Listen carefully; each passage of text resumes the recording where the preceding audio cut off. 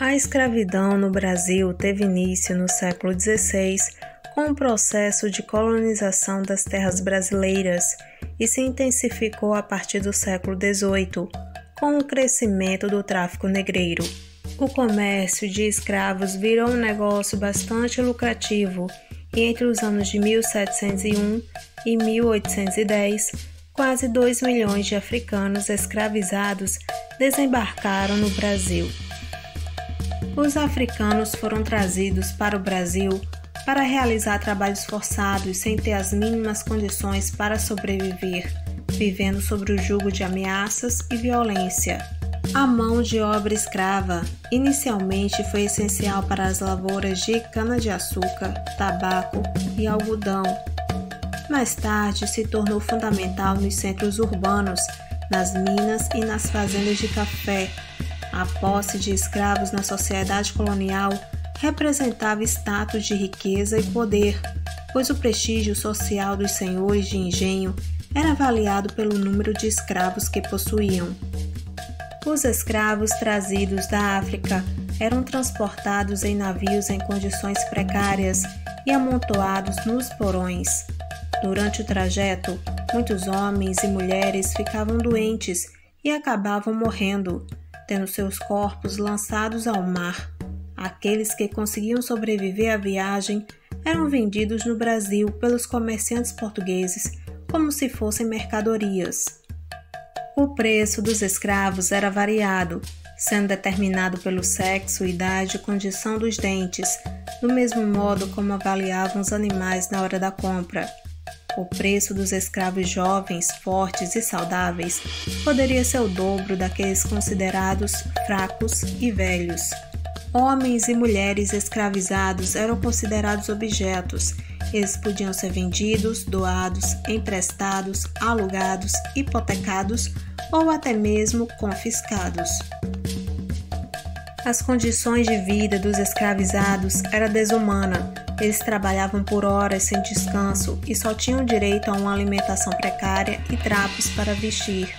Os escravos eram alojados em galpões úmidos e sem condições de higiene, chamados senzala. O regime de escravidão no Brasil foi marcado por uma rotina de trabalho pesado e violência, onde os escravizados sofriam punições públicas com muita frequência. O tronco, o açoite, as humilhações, o uso de ganchos no pescoço ou correntes presas ao chão eram bastante comuns nesse período. Vivendo em condições precárias, a média de vida útil de um escravo adulto era de 10 anos. As mulheres escravizadas eram exploradas para o serviço doméstico e também eram exploradas sexualmente por seus donos. Os escravos eram proibidos de praticar sua religião ou qualquer outra manifestação da cultura africana. Além disso, os escravos eram forçados a adotar a religião católica imposta pelos senhores de engenho e também eram obrigados a falar a língua portuguesa como seu idioma. Os escravizados eram constantemente castigados por seus senhores, como forma de exibir a força invencível do senhorio, que castigava o escravo por sua desobediência. Os castigos corporais eram comuns, permitidos por lei e com o consentimento da Igreja Católica. Existiam vários instrumentos usados para castigar os escravos e mantê-los obedientes. Para a captura e contenção de escravos, utilizava-se correntes. Dentre as correntes, encontrava-se a agonilha e as gargalheiras.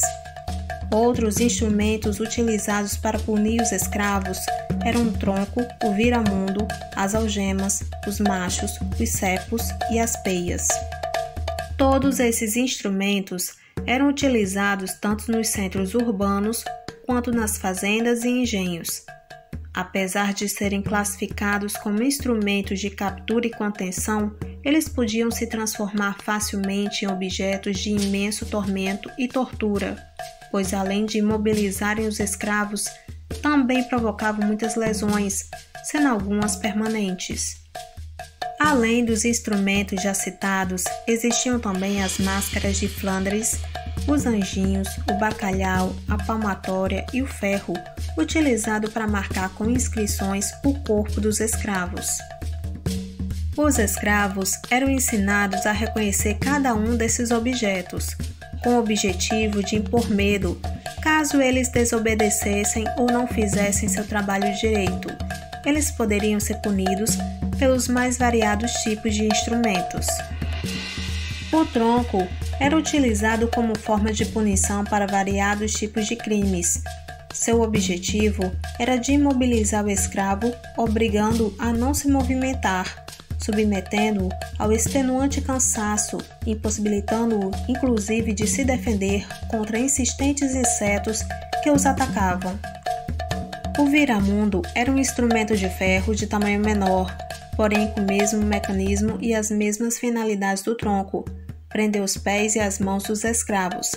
Já o cepo consistia em um grosso tronco de madeira que o escravo carregava na cabeça, preso por uma longa corrente a uma argola que o trazia no tornozelo.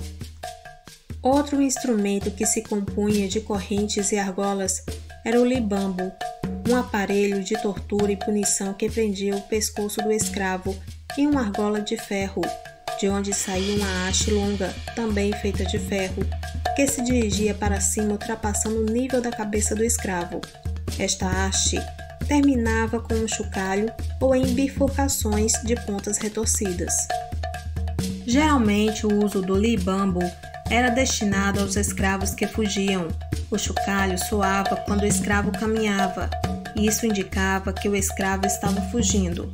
As pontas do libambo também ainda tinham outra função, a de se prender em galhos de árvores e arbustos, com o objetivo de dificultar a fuga do escravo.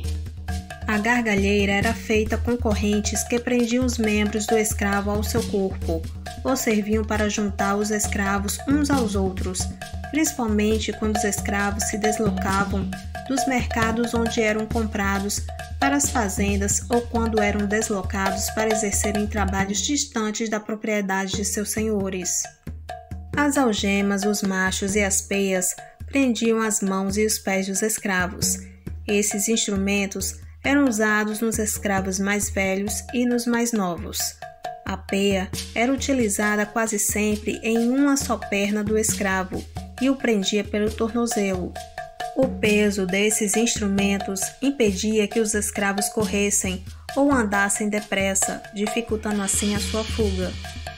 Os anjinhos eram instrumentos de suplício que prendiam os dedos polegares dos escravos em 2 anéis que se comprimiam gradualmente por intermédio de uma pequena chave ou parafuso. Nos centros urbanos, a prática dos açoites era feita publicamente, nos pelourinhos. Esses espetáculos de horror eram anunciados pelos toques de tambores. Uma grande multidão se reunia ao redor dos pelourinhos para assistirem à punição dos escravos que ficavam expostos à extração pública. Esse tipo de castigo intimidava outros escravos na prática de delitos e desobediência.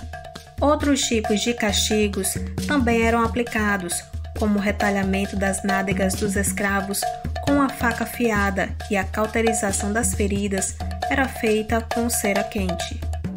A palmatória era um instrumento de punição e castigo muito empregado, tornando-se numa espécie de método pedagógico que consistia em dar pancadas nas palmas das mãos estendidas dos escravos. A palmatória era aplicada preferencialmente em mulheres e crianças para punir faltas consideradas pequenas. Outro método de punição era marcar com ferro em brasa os escravos. Essas marcas identificavam o escravo, assim ficava fácil identificar o escravo fugido e entregá-lo ao seu dono. Olá, meus queridos companheiros, dando uma paradinha bem rápida aqui no vídeo para pedir o seu like e pedir para que você se inscreva no canal. Desse modo você estará ajudando o canal a crescer e também acione o sininho de notificações, assim você sempre receberá as notificações de vídeos novos. As máscaras eram usadas pelos escravos que furtavam cana-de-açúcar e rapadura nos engenhos. As máscaras eram instrumentos feitos de folha de Flandres, que cobriam todo o rosto dos escravos e eram presas atrás da cabeça por um cadeado. Uns poucos orifícios na altura do nariz permitiam a respiração. Quando o escravo estava usando a máscara, não podia comer nem beber sem a permissão de seu senhor. O uso desse objeto poderia durar muitos dias. A imposição senhorial não só tentava marcar o corpo dos escravizados, mas também a sua alma, por meio de sua submissão. Os castigos eram uma forma cruel de reafirmar o poder do senhorio e submeter os escravos à sua dominação e exploração. As marcas físicas feitas nos corpos dos escravos eram um lembrete da perpétua continuidade da exploração escravista. A sociedade branca esperava dos escravizados sua fidelidade e obediência, mas por meio de estudos realizados por historiadores, descobrimos os atos de resistência de homens e mulheres que se negavam a se subjugar à escravidão. Mesmo em meio ao cenário de horror que os escravos eram submetidos, eles lutavam por sua sobrevivência numa sociedade que os privava de sua liberdade. As práticas de torturas e os castigos realizados por anos deixaram sequelas ainda incontáveis nos descendentes dos escravos negros e na história do Brasil. A escravidão no Brasil impôs várias formas de humilhação e violência, ocasionando mortes e sofrimentos a milhares de pessoas. Após um longo processo de lutas e campanhas abolicionistas, a escravidão no Brasil foi abolida no ano de 1888. Olá, meus queridos companheiros, gostaram do vídeo? Se sim, não esqueça de deixar o seu like e comentário.